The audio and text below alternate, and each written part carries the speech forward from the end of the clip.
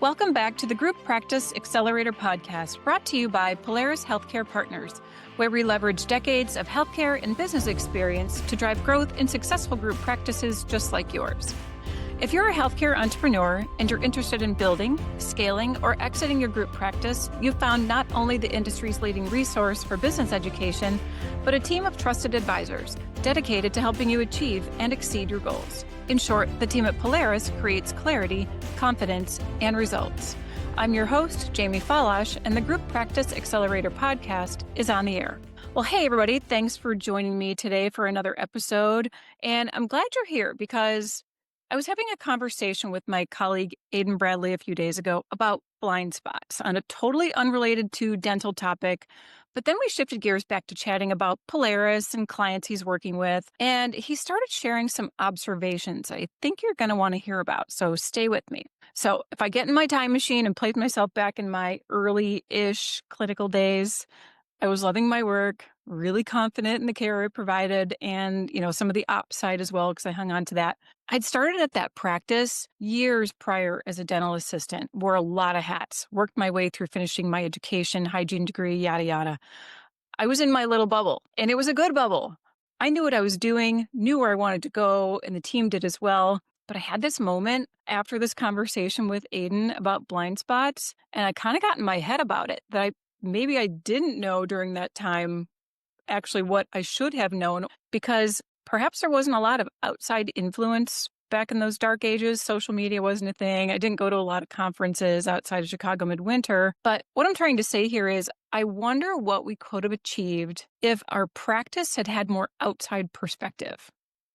Let's think about that. So we know a lot of practices grow fast. And often the leadership team grows up entirely within the business, like I did. So see where I'm going with this? No cross-industry experience, very little outside influence. And suddenly we see those that have 3, 5, 7, 10, or even more offices hit a wall of what we're going to call unknowns. So to unpack some of those unknowns we're seeing with clients and in the market, I've asked Adin to join me here today. And as you know, he's our fractional COO and strategic consulting executive. He is hands-on, in person in locations. So he sees it all. So I want him to come and share not only his observations, but to talk about what works and how to avoid getting yourself into or out of that position that can really hurt the value of your business. Adin, welcome back to the show. Thanks, Jamie. Well, good to have you. I think this is going to be a good conversation. I know we kind of started this randomly, but now it's got some purpose. So I think this will be really beneficial to our listeners.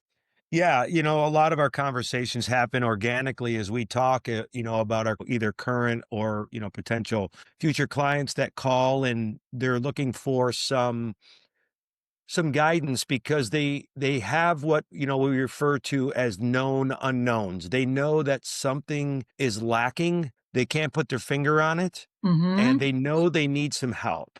So what we do is try just getting really focused on basics, where they are. And in today's conversation, which I think is going to resonate with a lot of our listeners, is, where is the gap in the operations? It could be tactical, it could be leadership, but today we're really going to focus around the teams that are within the, the group practices and their ability to scale with the limited experience that they've had from within the practice. Yeah, and that's not to say that their experience that they do have isn't fantastic. They know their patients, they know the business, but there's an outside element. Like I said, thinking back to my own experience and the conversation you were having about some clients, that there's a lot that we miss. And, we in the back of your head, you're probably thinking, I'd like to learn more about this, and I wonder about that.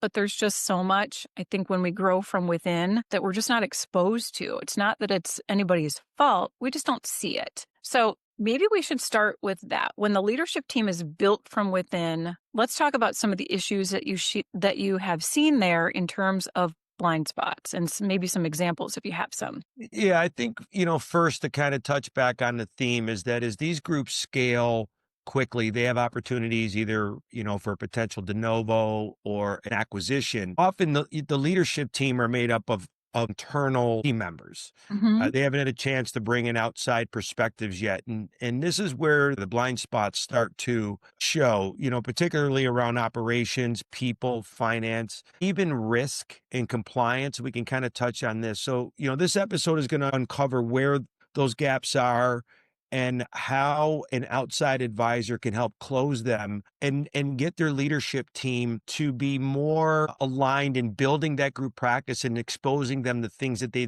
just have not been exposed to. And as you mentioned earlier, they're great team members. They really know how that particular office runs, but that's a completely different scenario than trying to, add on two, three, four if, or more offices and be able to scale all of those processes and people across a group practice. Well, yeah, and if it's missing from the first few, it sure is heck going to be amplified in the rest of them. So, yeah, this is the time. You can't be afraid of expanding your knowledge base. And here's what I'm saying: don't be threatened by that. It's not, it's not an indictment on what you don't know. It's a growth experience. So I want to double down on that. That we're not saying, "Hey, you don't know how to do your job." There are some things that you just might not see that someone else does. So Yeah, it's interesting because as we're talking, and for listeners that see snippets of our video on LinkedIn and you see me looking up, that's me pondering, and I'm thinking of all of the clients that we work with, and in particular, I would say over about the last 12 to 18 months, a lot of the conversations are really focused around working with the leadership team. Some of the team members have been promoted. We see a lot of promise in them, and they want to bring in Polaris to help work directly with them in certain situations. And I am most proud of the fact that the relationships that I have built with these leaders have been really, really positive. And the reason for that is from the very beginning, we let them know that ownership sees promise in them, and Polaris is there really to make them be a better version of themselves. So we're not to be viewed as a threat. And what this does is, number one, it gets them out of their comfort zone, and we can assess really how open they are to new ideas, because that's sort of a key indicator of future behavior. And nearly all have been really receptive to the guidance that we've given them, and have thanked us for being not only a resource in the operational part, but actually given them confidence. I don't name, our clients, just for out of respect for all of that. But one of the best texts I ever got was one of the strongest operational leaders that I work with in a practice with close to 50 operatories. And yes, you guys heard that correctly, 50. wow. And she texted me one day after a conversation with the owner. We were spitballing some tactical strategies on growth and where we wanted to put some capital. And she texted me and she said, "I just wanted to say thank you for giving me the confidence, because I could never have had that conversation with him a year ago." Wow. And Wonderful. that really reminded me of what our purpose is. This had nothing to do with dollars and cents. It had to do with, you have helped me become a better leader so I can articulate my ideas to the visionary, and I would not have had that ability a year ago. I would have probably just went along to get along. And I see that in a lot of leaders that we work with. And it's quite frankly one of the greatest rewards I get out of what we do. I'll tell you, I've said this on a couple of other podcasts, and I love to hear stories like that. I'm very fortunate to have many acquaintances and some wonderful friendships with leaders across this industry. And I will tell you that with a very rare exception, they have people that guide them. They have people that mentor them. They have people that call out their blind spots. And they're not there to say, "Oh, you're doing a good job, pat on the head." It's, "Hey, you've missed this," or "You're doing a good job, but you could do this better." So we all need to have that type of mentorship and outside perspective. I don't care who you are or where you are in your career, top of the food chain or just getting started. You need it. You do. And I read an article not too long ago about what what owners or CEOs look for in their people. And I was reading the article and waiting to see this silver bullet. Mhm. And you know what the answer was?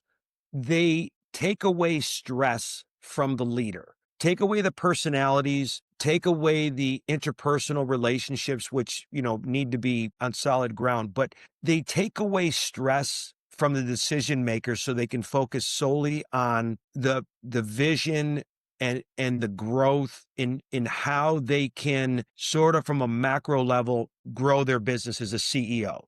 And what we try to do is help these leaders manage up, but also learn how to manage different personalities, both above and below them. Because the best communicators are able to communicate at a level that other people will hear them. So we have to be chameleons at times. For those that are listening, we all know there's some people that we have to really be soft with because they're kind of sensitive. There's some that are very blunt, just give me the facts. Yeah. And how you respond to them and what their, I'm using this in air quotes, their love language is that gives them motivation, it gives them purpose, but more importantly, gives them affirmation is not only from the top level, but the leadership team has to do that with everyone below them because they're responsible for the culture, the processes, the profitability, and most importantly, the retention of those team members. Yeah, and there's no growth from bringing in people or outside help to tell you what you already know. You want to, as a leader, bring in people that give you that comfort, that ability to go do your job Mm. because they're bringing in a different experience, a different perspective, because you can't be an expert at everything. But as the owner, you need to be an expert at identifying talent and identifying what's going to benefit your business. Yeah. You're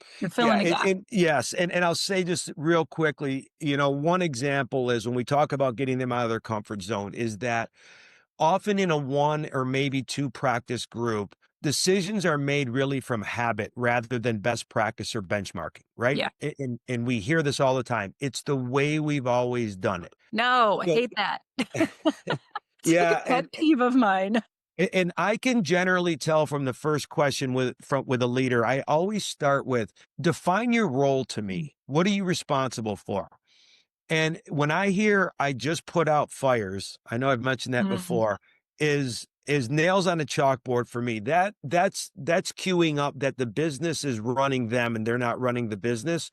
Yeah. So how do we pack up what we're looking to do and find those known unknowns, but also the unknown unknowns? Because you start to bring in compliance exposure, you may be getting ready for M&A, you might have to have negotiations with contractors, you may have to set up a DSO or MSAs, master services agreements. These are things that are not done at a single office level. So you No. really start to bring in areas of scale, centralization, standardization, and more importantly, how do you replicate what you've done successfully in one office to another that is fact and data based and not just simply trying to emulate exactly what you have at office one or two? Yeah, because it doesn't always work that way. Just because it works well at one or two locations doesn't mean that it's a scalable thing. But I want to pick apart what you were saying. And I know you and I were laughing about the known unknowns, and there's a Donald Rumsfeld thing in there somewhere that I won't try to recall. But let's start with the known unknowns, because I'm going to butcher it if I put it all together. Tell me about those. What are some of the known unknowns that people need to keep their eyes open to? I think this is a great question, by the way. I think this is an area where someone knows that as we get bigger, we are going to bring in different layers of maybe state and or federal compliance, right? So if we get above 50 employees, there's an HR component to, legislative FMLA. There Okay. might be EEOC and OSHA requirements, benefits. So there's just a lot of things that fly under the radar in a small practice. And then you might start to think, okay, we're getting big enough to start centralizing some departments because it's getting too chaotic. Or how do we implement bonus structures because the pool of money is going to be much larger to dole out? Are we positioned enough with cash flow and profitability to make those equitable? How do we structure those? Are they objective and driven by what levers the leaders pull? Or are they just subjective? Because this is a reflection of the work that they do, and it should represent um, a level of appreciation and acknowledgement of the great job that they've done. Or in reverse, unfortunately, if some have not contributed at all, that's also a reflection of what they may get above and beyond on a discretionary level. Okay, so we talked about the known unknowns. Those are the things that you kind of have a sense of, you have a little bit of knowledge on, but not enough to implement it, scale it, pressure test it, all the above. So what about unknown unknowns? Yeah, so I touched a little bit on this. This is where, I call these the whoops moment, and I get these a lot. This is where, having a solid policy and procedure manual, a handbook, acknowledgement forms happen. Recently, I've gotten a slew of calls about team members that have left. They might be filing unemployment claims. Some may have been terminated, or as I refer to, made available to the industry. They're making a claim that it's not fair. And what I find often is that we have not had a good compliance in risk strategy. And what I mean by that is crisp documentation, precedent, non-discriminatory type activity, and most importantly, consistency. Once you move away from that, now we start talking about groups that may be looking to scale and grow to partner with a strategic group or private equity firm. So Mhm. are they ready for that M&A transaction or transition? What does their payer reimbursement rates look like? These are things they may never have thought of that will get viewed with a magnifying glass at Oh, some good point. point. And there's a lot of risk in not knowing something at the last minute. And there's always that one question that can really tear the sandcastle down when someone can't answer it. Those are your unknown unknowns, where people just kind of throw their hands up and say, gosh, I would never have known that. Yeah. That's where we help and say, okay, at each stage, we map out your life cycle for like 18 months to 2 years. And as long as you're executing on that life cycle, how do you implement certain either departments, standardized areas, metrics based performance levers, um, change management, we call it talent acquisition or talent assessment, leadership development? How are you doing that along the way so you're actually prepared for all the things that you have strategized to do and not playing catch up? And a lot of times there just are things that people don't know. And I always like to give a good example. And I know he's listening, so I'm going to give a shout out to my buddy and say, hey, man, I'm sorry to use you here. But we worked with a client, oral surgeon, that wanted to do a med spa. And we were phasing out at the time. I was not directly involved in this particular project because we had a project manager. But I did help the director of operations a little bit with the staffing and marketing and all that. So let me fast forward to we're getting ready to open and the current office. So if we go back to building out of habit rather than best practice, the former office was a Cat 2 office, which is a designation of the type of equipment, electrical work, suctioning, fire codes, all of that. But Mhm. when they built the new office, it had to be a Cat 1. It was built as a Cat 2. Long and short of it is, it was about $100,000 to $150,000 Uh, direct cost to have to refit and upfit certain areas to pass code and probably push their certificate of occupancy back about 3 to 4 months. Now think about this. You're paying on the dollars that you borrowed to open it. You're paying for the staff that you hired to work there. You paid for the marketing to attract new patients, ouch. and you're closed. And what we heard was, how would we have known? And that's why you have to pressure I test know. every single decision. And what I say is, whatever your initiative, Talk about the best case scenario, but talk about the worst case. What's the criteria for success? And most importantly, what are the barriers to that? And then who owns that? And all along the way, ask questions and then pivot to make sure that that doesn't happen. That is an unknown right there. And do That I is a very blame any expensive unknown. Wow. Right, right. And is there blame to go around? Not really. I mean, our leaders are not construction experts, but we should have ensured that the contractor was getting permits of what we were building instead of just saying we're going to replicate what we have. Yeah, that is where just getting an outside perspective, it doesn't have to be complicated, but bring somebody in. Spend a little money up front, do it right the first time, because I can guarantee if they had brought somebody in, it would have been a lot cheaper. A lot Much. cheaper. Yeah, I'll say even exponentially. yeah, I'll go that far. All right. So we're already kind of getting into what I was going to talk to you about next, or ask you about next, is why outside experience matters. I think you just told a really good story about that. yeah. So we've pretty well covered that. Anything else you want to add on? Maybe some other outside experience? Yeah, I love, firstly, I love cross industries that are very similar. Hmm.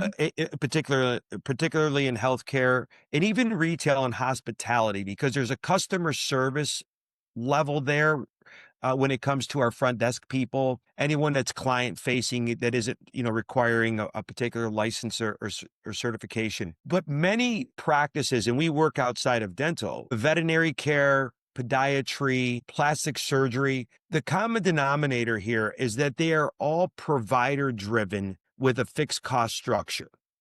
You have doctors, veterinarians, you have clinicians in dentistry, and they drive production along with associates as well as in dental hygienists.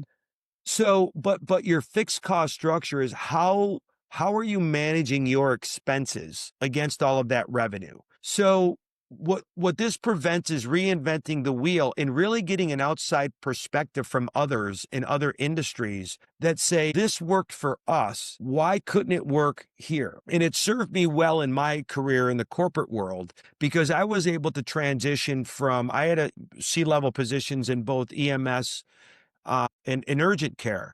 And the transition to each of those, including dental when I was with an enterprise level DSO, the transition was very easy because much of the drivers are the same. It's just the type of medical work that we're doing. Hmm. So I love outside dental only folks that come in that bring a fresh set of eyes in and kind of pressure testing what we're already doing. And that gives a competitive advantage because they bring in an element of newness, for lack of a better word, that others may not be doing. And I think that can help some practices gain, as I said, that competitive advantage within their demographic. Yeah, we all get tunnel vision at some point. We live in our own little bubble, like I said, and you need some outside perspective. So let's look at some steps to not only prevent, but even correct. So we know that we really should bring in an outside perspective. Yes, check the box, call somebody, call us, we can help. In addition to that, what else can I be doing? I think we call it, building a culture of curiosity. And I Okay. think I think a lot of these leaders need to embrace that we are a resource, we're not a threat to them, and then admit to what they don't know, or more importantly, what they think they don't know and what they want to learn. And often what I ask is, tell me what sucks up a majority of your day. And that starts to give a key indicator of where there's a hole in the bucket. Mm. That tells me that they're working from a micro level. They're managing chaos. We're going to go back to the saying, putting out fires Yeah. instead of tackling the initiatives one at a time, obviously the most important ones that have the most impact. And then what's interesting, I just had this call with a group the other day. I'm working with their leadership team directly with a leadership development program. And as we started to tick off some big ticket items, you start to see things that have been totally ignored because of the the raging fire of big things that impact, patient flow and processes and patient satisfaction, that we haven't really had a robust system, say, for patient portions of insurance, credit balances, rescheduling, reappointments. All this stuff has kind of fallen by the wayside. So this is where we really start to tackle 2 or 3 really big initiatives, and they start to feel really good about the process. They're like, okay, I've created this process. I put the right people in place and it's repeatable. Now let me go to the next area. And that is generally determined by A, profitability, B, how much time are you wasting on unscheduled time? People constantly come into your office for the same things. Mm. And then what we want to do with that is create systems to pressure test those strategies. What are our daily metrics? What's the accountability? Do we have internal peer groups like a buddy system? I love seeing cross matrix team members working together, especially when each of them impact one another, is magic for me. There are no silos in any organization, because everything from the moment a phone call comes in to the moment we have done treatment, everybody has a key impact on that patient experience. They So do. therefore, if there's any weak link in that chain, it's going to upend all of it. So they have to be talking to each other to ensure that not one particular area is not pulling its weight. And one of the things that we do is we work on daily metrics. There's about 7 of them. And I get texts and emails every night from each office manager. And what it does is it helps them understand what they specifically manage. And now I'm starting to get narratives about why the day was good, why the day wasn't good, what they're going to do to change it. I know I've mentioned this in other podcasts, but watching that, there has not been a single group that has embraced that has not moved forward with Mm. real, tangible, positive results, the top and bottom line.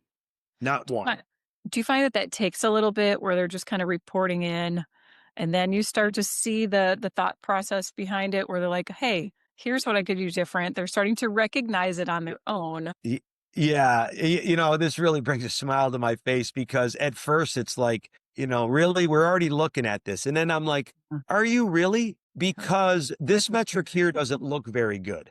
Yeah. And what I find is, well, firstly, encouragement on our end. So I try to respond often, right?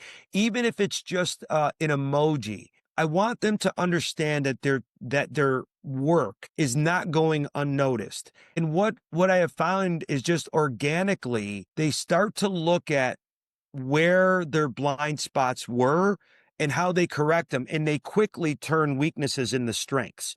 And then they start really understanding what levers they need to pull to correct 1 or 2 particular uh, uh, metrics within that daily sheet. It's an organic process that doesn't take long, but the magic in watching them become autonomous, responsible, all the things that leaders really need to be, that in the beginning they were just kind of going through the day with no plan. Now there's a plan to address something that is blinking red on those metric sheets, and it's causing them to think, it's causing them to have a strategy, and it's causing them to get with their people to say, we're lacking right here, we have to fix this.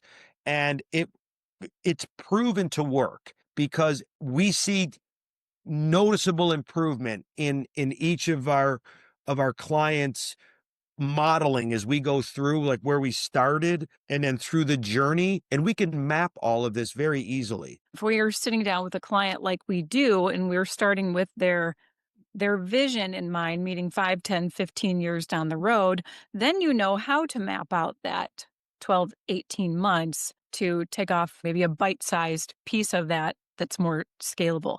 But I noticed you had a smile on your face before when you were thinking of somebody. So I know you have a story in your head. So why don't we wrap up with you sharing a short success story? Because I know you have one. Yeah, this is one of my favorite. That's why I'm smiling. So we started working with a group in a large practice outside of dentistry. It's in plastic surgery. And they had really great revenue coming out of COVID. And if we remember, dollars were plentiful and where you could spend them was limited. and there was sort of this sugar high. But when I took out those 2 outlier years, our trajectory really was okay, and they went backwards in 2023. And Walker and I flew down and we looked, and they're racking their brains, and we're sitting with the treatment coordinators, and we were asking questions, and we pressure tested all this. And I finally asked this question: what are we solving for? And what was interesting was it was conversion percentage. And I said, no, we're solving for revenue. We have a revenue problem. So what we did is we changed our strategy to try to go away from trying to sell. Now we're talking 10, 20, 30, $40,000 cases here over the phone. And what we really tried to do was educate the patient as much as we could on the phone and get them to come to the practice. It's a gorgeous, really current, well-designed office that sells itself. This is the Ritz-Carlton of offices. And what we found, I literally just went through these metrics with their VP of Ops. Within 1 year, we did this in August, and we asked the treatment coordinators, will you pledge to just try this for 1 quarter? Mm-hmm. And they all said yes. I said, okay, this is what we're going to do, and we're going to start measuring it. I am proud to say that from September of 2024 to August of 2025, we beat year over year, 12 months in a row. Number one, we increased revenue by 28%. And we also increased the number of patients by like 40%. Now, did we take a little bit of a dip in the conversion percentage? Yes. And I was totally okay with it because, again, we were solving for revenue. Mm-hmm. So now revenue is up, as I mentioned, into the 20%, which, is a 7-figure amount. The number of patients that we have brought in that converted on the spot grew. But more importantly, we created more opportunities for referral sources because we had over 100 new patients. And I met back with the team about 6 or 8 weeks ago because it's been a while since we all talked, and they're really motivated. And and when we showed them the numbers, they didn't even realize we had over 100 new patients. Oh, they're wow. like, wow. Really? And I'm like, you guys are so amazing. Like you committed to doing this and it worked. And even the doc was a little bit, I know he's listening, Doc. So don't tell me you weren't a little wobbly about this in the beginning, but in the end, it worked, and it still continues to work. So now what we're doing, if you recall from the beginning of this story, is this began last September. Now we have to beat last September. So we need to keep this going. This wasn't a 12-month sprint. This was a 15, 18, 24-month sprint. Then we move into the next phase, which is to bring in more seasoned associates and try to get revenue even higher by having more expansive capacity. But for me, there's so many success stories, but this is one that was just a complete mindset shift that needed the buy-in from those that really were patient facing and they pledged to do it. These are people that have been there for 10, 15 years that have always done it a certain way. Yeah. And it's been awesome. I absolutely love this team, and I love the fact that they put their trust in us, and seeing the end result made it all worth it. Well, and you said something really key there. They put their trust in us. And that's hard to do, not from we can't trust you perspective, but it's hard to do when you are challenged to identify your own weaknesses, right? Yeah. Identifying your own gaps and realizing that you might have had a little bit of tunnel vision and been living in your nice little comfortable bubble again, until, like you said, the wheels start falling off the bus and it's impacting revenue. So I love that they put their trust in us, and I love that result. I want to see that for everybody, of course. So. Stay tuned, because this story is going to come back soon enough. Okay, I want you to report back. Yeah. Yeah. Well, good. I'm going to hold you to that. But it is always great to have you on the show. I love your stories. I love your perspective. I know our audience really values the fact that your multi-site experience is hands-on, you're in the trenches with them, and you're not just phoning it in. Like, you are available, you do the work, you put in the work, and they see the results. 100%. And I wake up every day looking forward to how we can continue to help groups grow and meet the vision that they set out. Good. We're doing it. And to our audience, we very much appreciate that you support us by subscribing to the podcast. And we love the questions that you send us, so keep them coming. We'll keep producing content that you're asking for. So as always, if you want to learn about any of our Polaris expert advisory services, or maybe there's a topic that we haven't talked about yet that you want to hear about, just send us an email to info@polarishealthcarepartners.com, or you can always go to our website, click that Contact Us button, and we're at polarishealthcarepartners.com.